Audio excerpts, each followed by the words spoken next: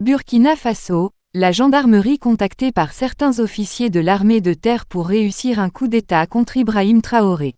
Selon des informations regroupées, certains officiers de la gendarmerie ont tenu des réunions avec des officiers de l'armée de terre en vue de fomenter un complot de coup d'État, qui a été déjoué le 20 septembre dernier au Burkina Faso. Ces officiers de l'armée de terre, n'ayant pas réussi à obtenir le soutien des soldats, qui ont rejeté toutes les promesses et tentatives de manipulation, ont préféré recourir à la gendarmerie pour la réalisation de leur complot. Ils avaient planifié l'utilisation d'un exercice de la gendarmerie qui aurait simulé des tirs et des détonations, créant ainsi les conditions propices à la réussite de leur complot.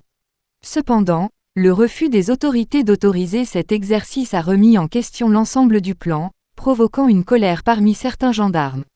À leur retour dans les casernes, ces derniers ont simulé des tirs et des détonations, mais il était déjà trop tard, le complot avait été déjoué.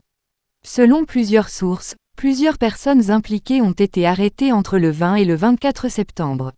Les enquêtes sont actuellement en cours, et les personnes arrêtées ont déjà révélé des informations importantes.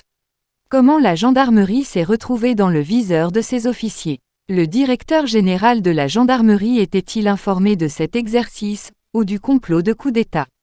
Plusieurs enquêtes sont en cours, pour situer les responsabilités de chacun. En ce qui concerne le ministre en charge de la gendarmerie, il maintient qu'il n'avait pas été informé de cet exercice de la gendarmerie dans la capitale, et d'autres organismes affirment également ne pas avoir été informés. Cette affaire mérite une enquête approfondie pour que toutes les personnes impliquées puissent être tenues responsables de leurs actes. #CPM Burkina Faso Globe terrestre.